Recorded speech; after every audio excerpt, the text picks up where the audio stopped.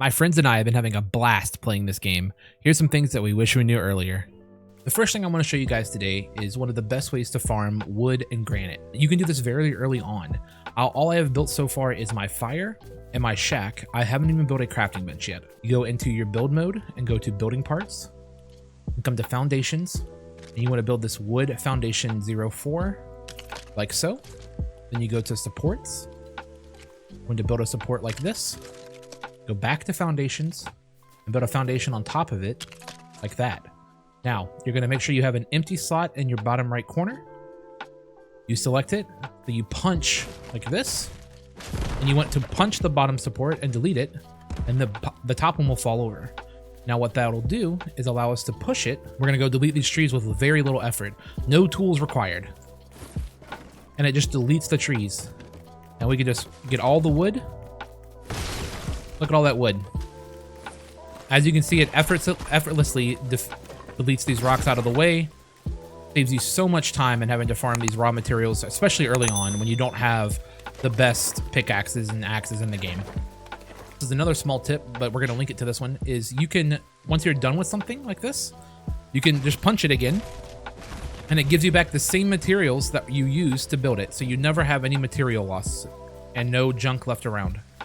This is very useful for when you're designing later on in the game, because you're going to misplace things by 1 pixel and you don't have to worry about using up tools or wasting resources. Just use your fist, punch it down, and you will not lose any resources or use up any tools.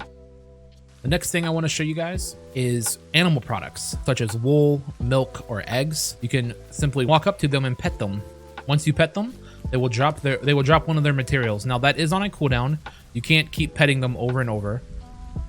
You can pet them, but you won't get another product.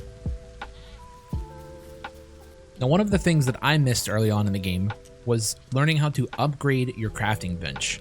What you have to do is go into your crafting bench menu, you go to bench upgrade, and it will tell you what you need to upgrade it. Once you find those materials, you come here and you upgrade them. That will unlock the next tier of tools. The next thing I want to talk about is your offhand slot. When you go into your inventory, you have 5 quick bar slots and 1 offhand slot. The only uses I've found for the offhand slot so far are a shield, food, and torches. My favorite one to use is the torch. One of the best things about having a torch in your offhand is you can use an axe or a pickaxe in your other hand, your main hand. This becomes very useful in caves where it's dark and you can't see, or at night, because at night, having a torch in your offhand also keeps you warm. As you can see, I'm not near my fire and I'm not getting cold. Having the torch in your offhand allows you to stay warm and also be able to farm or fight if you need to. Another great thing about torches is they never burn out. You can also throw them. Press or hold the button for the hand that they're in. For instance, they're in my offhand. I press my offhand button, it gives you an arc. You let go and it throws them just like that. This is really great for lighting up a dark area, especially in caves where monsters tend to lurk. The next thing I want to cover is the village square. You go into your build menu, go to the utility section, the first page. It is there. It requires 10 wood, 10 granite. When you build this, you will see a gold aura surrounding it. That is the marker for the edges of your village.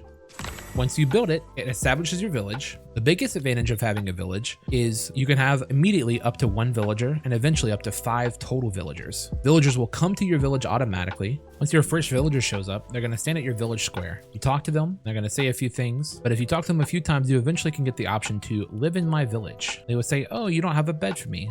Remember, I said all you need to do is build a bed for them. Villagers are great because once they are staying in your village, you can assign them tasks such as going out to forage or collect materials, process materials later on in the game for you, or they can even join you on adventures into more dangerous areas. So you've gathered a good amount of materials, you've built the basic things such as a town square and your workbench.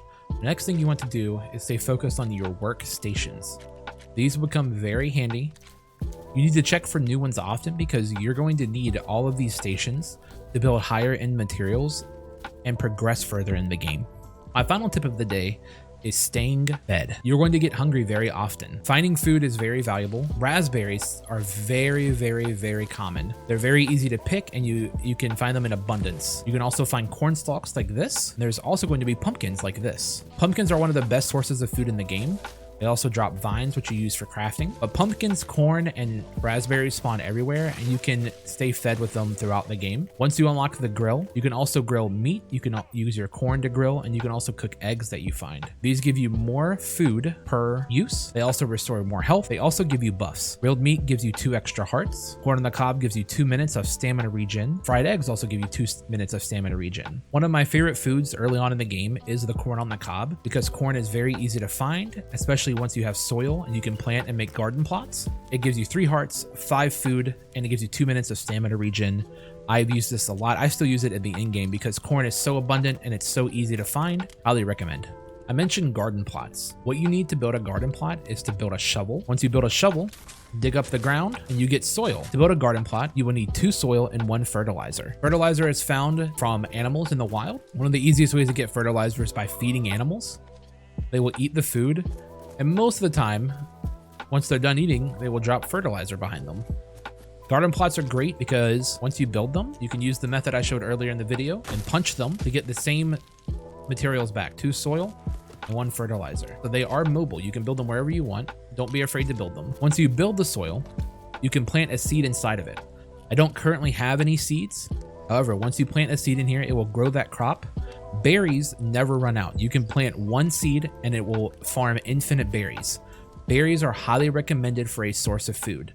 Now, things like pumpkins and corn, you have to replace the seeds over and over. I highly recommend using berries early on as a good source of food. That way you never run out of food and you're not becoming hungry, taking damage from it.